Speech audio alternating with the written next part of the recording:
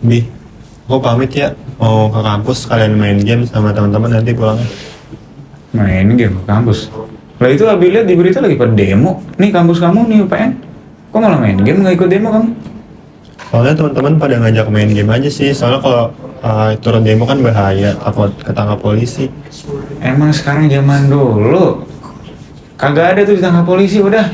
Yang penting kalau demonya kagak anarkis mah kagak ngelempar-ngelempar batu mah aman aja. Udah sabar, Vel, nggak apa-apa, nanti kali dia baru pengen demonya. Sabar aja dulu. Masalahnya nggak perlu demo. Misalkan nggak mau demo juga yang penting ngomong lah di media sosial, berisik gitu nih ada isu nih. Ini juga media sosial kamu kosong. Buat apa di kuliah ini di UPN veteran pembangunan yang bela negara? Kalau nggak melek politik, buta politik, malah apatis banget nih anak nih. Temen aku gitu semua soalnya. Ya udah biar kamu nggak buta politik terus, biar nggak apatis. Kita bahas di Fokus.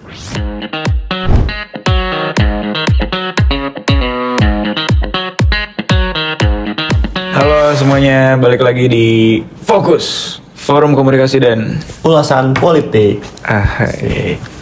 Oke, buat kalian yang belum kenal kita, perkenalan dulu. Gue Rafael dari Ilkom 24 dan di sini bersama partner host gue. Bagas dari Ilkom 24 juga. Asik. Nah, di sini kita nggak sendiri nih, Fel. Yoi. Kita bakal ditemenin sama teman kita, Siapa tuh? bintang tamu spesial. Asik.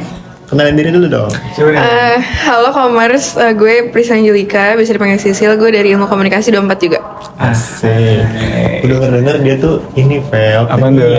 Penyiar dulu ya. 40 ya?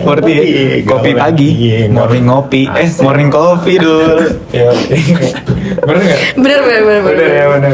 Oke. Nah, kita mungkin basa-basi nggak terlalu banyak ya. Jadi ngapain sih kita mau ngapain nih kali ini? Mau ngebahas apa sih kita di Fokus?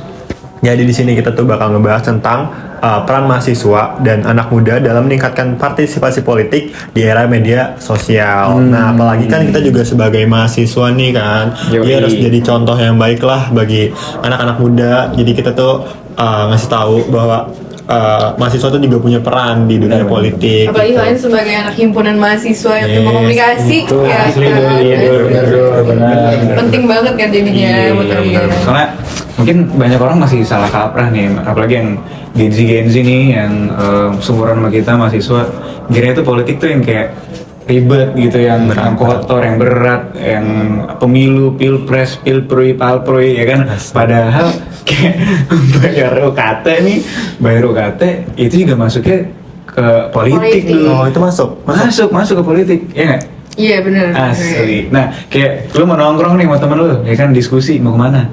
Politik, bray. Ya kan? Politik. Pokoknya semua pilihan di sehari-hari kalian yang kalian nggak tahu itu sebenarnya politik juga. Betul ya. Tapi dilihat-lihat anak muda sekarang tuh jarang nggak sih yang melek politik gitu. Jadi kebanyakan tuh anak-anak tuh pada ya buta politik aja, karena mereka tuh juga mikirnya kan kayak tadi yang kita bilang kan, mereka tuh mikir Iya. bahwa politik itu berat, pembahasannya susah. Jadi mereka tuh jarang gitu loh yang ngikutin politik. Iya, menurut gue juga mereka nggak suka ngomongin politik karena mereka nggak ngerasa didengar sama the government lah intinya. Jadi kayak mereka ngerasa buat apa gue ngebahas tentang ini, mendingan gue jadi apatis aja, karena kalau misalnya gue ngomong juga gue nggak didengar gitu. Ada reasonnya berarti ya. Ada reason. Nah, tapi gue tuh sempat baca di website Open Data jabarprof.co.id, mayoritas anak-anak muda memiliki persentase partisipasi politik itu yang mencoblos pada saat pemilu itu yaitu 87,2%. Itu tuh angka yang lumayan banget kan. Itu nyoblos Gede. tuh segitu? Iya, gede banget kan. Itu Maksudnya dibandingkan gede yang banget. lain tuh anak muda tuh Asli. angka situ tuh udah gede banget. Itu hampir 100%. Iya, hampir iya, semuanya. makanya. Iya, berarti kan Mendominasi. mayoritas Iya, nyoblos ya enggak? Iya. Tapi ya mereka nyoblos nih. Tapi tetap apatis gitu ya dulu ya. Jadi berarti ini kan problem nih dulu nih. Problem. Nyoblos tapi apatis ya kan? Bisa jadi juga mereka nyoblos tapi nggak kritis juga nih pas proses dia nyoblosnya, asal mungkin FOMO apa gimana gitu kan. Nah, menurut kalian nih apa sih reasonnya kayak banyak mahasiswa terutama yang seumuran kita yang Gen Z gini masih kayak apatis, masih bodo amatan sama politik, padahal kan di era sosial media sekarang udah marak banget nih informasinya, tapi mereka masih apatis gitu, masih nggak mau tahu sama politik. Kalau menurut gue, alasan kenapa mereka masih apatis dan bodo amatan tentang politik itu karena mereka ngerasa politik itu kotor. Mereka ngerasa politik itu bukan kayak a safe place buat mereka gitu. Terus kayak mereka juga ngerasa mau mereka belajar segimanapun tentang politik, mau mereka kayak get to know politik segimanapun tuh yang menang akan tetap yang berkuasa gitu. Asli.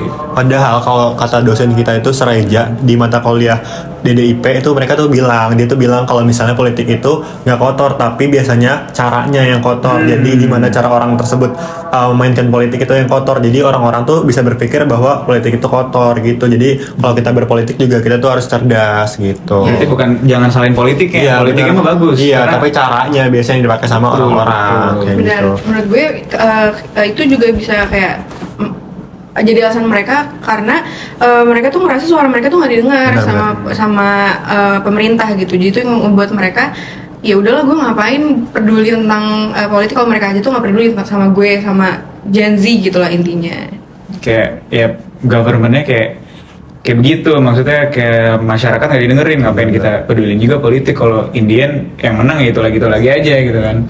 Nah sebenarnya nih commerce ini tuh masuk ke teori komunikasi nih. Asik. Jadi kan masyarakat muda, kaula muda nih kayak mahasiswa-mahasiswa Gen Z itu lebih suka nontonin informasi-informasi yang entertain mereka gitu dibanding yang Yang ada isinya dibanding yang ada isinya. Nah itu tuh masuknya ke teori uses and gratification. Nah teori uses and gratification itu apa sih? Jadi teori ini itu isinya di mana audiens itu berperan aktif dalam memilih sumber informasi yang mau mereka pilih. Jadi mereka kayak daripada gue puyeng-puyeng mikirin politik, mending gue ambil aja nih yang ngehibur, yang memenuhi kebutuhan informasi, komunikasi, dan entertain juga. Nah itu dia kenapa jadi alasan sekarang marak banget nih media kan, banyak banget kayak media politik di mana-mana, media hiburan di mana-mana, karena mereka bersaing buat ngambil perhatian kita nih buat dipilih sebagai media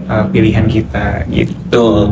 Gue juga ada nih. Nah selain tadi teori yang udah di Rafael bilang, teori use dan and gratification itu, gue ada teori yang sebenarnya ini tuh sering banget kita pelajarin terutama di mata kuliah komunikasi massa, yaitu teori agenda setting. Nah bagi commerce yang belum tahu, teori agenda setting ini kurang lebih tuh di mana sebuah algoritma atau media menyajikan sebuah topik yang pengen kita lihat aja. Contoh, misal kalian itu sukanya apa? Suka mancing. Nah biasanya media itu bakal menampilkan hal-hal tentang mancing aja, jadi kalian tuh bakal fokusnya ke situ. Nah contoh nanti misal udah mau ada Piala Dunia nih, nah nanti tuh biasanya media-media ya udah nyarinya tentang Piala Dunia aja kayak gitu. Jadi biar kita tuh fokus ke hal itu aja kayak gitu. Di setting nih berarti dulu Benar, informasinya benar. sesuai sama yang mereka mau tampilin ke kita. Iya, benar. Itu berarti bisa nge-gatekeep juga tuh kayak Benar. misalkan medianya nggak mau informasi ini naik ke publik, kayak mereka bikin agenda setting itu. Benar. Kalau menurut gue itu juga bisa ngaruh ke literasi mahasiswa sendiri sih, karena mereka jadi ngerasa kalau misalnya media politik itu tuh kayak berat dan boring dan kompleks benar. gitu. Terus jadi mereka tuh ngerasa ya udahlah gue nonton apa yang gue suka aja, gue nonton apa yang kayak ya udah nggak usah terlalu informatif dan terlalu berat lah. Jadi kayak mereka tuh nggak ngerasa politik itu penting gitu loh, karena mereka lebih prefer ke si entertaining itu. Iya sih benar. Ya sebenarnya nggak bisa disalahin juga ya, karena kan mungkin politik yang terlihat kotor itu kan ngebikin kita nih masyarakat yang masih muda-muda, yang masih kuliah, udah males gitu jadi ngikutinnya, karena udah resah juga kan yang politik yang tahun ke tahun gak berubah-berubah.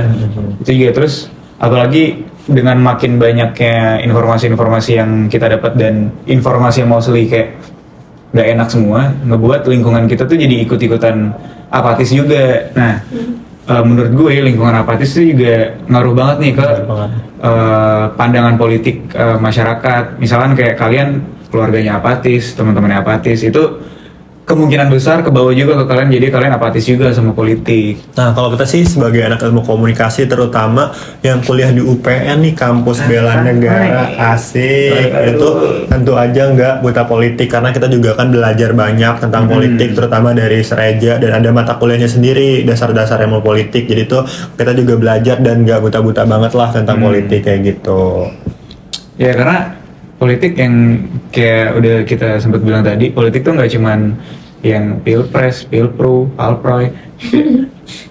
Politik itu juga ngatur hampir seluruh aspek di kehidupan kita, kayak ya bahkan hal sampai sedasar-dasarnya kehidupan tuh diaturnya pakai politik juga sebenarnya gitu. Alasan kenapa walaupun kita masuk ilmu komunikasi tapi tetap ada mata kuliah dasar-dasar ilmu politik tuh berarti kan politik sepenting itu untuk diketahui, Mas. Benar. Nah, tapi kira-kira pembahasan inti kita gimana sih cara kita tuh sebagai mahasiswa atau anak muda tuh meningkatkan partisipasi politiknya itu menurut kalian gimana caranya? Apalagi kan sekarang juga zaman media sosial kan, banyak yang pakai media sosial buat mungkin nyebar-nyebar atau ngasih informasi tentang politik juga. Biasanya kalian tuh kayak ngapain sih kalau misalnya ada info-info kayak gitu?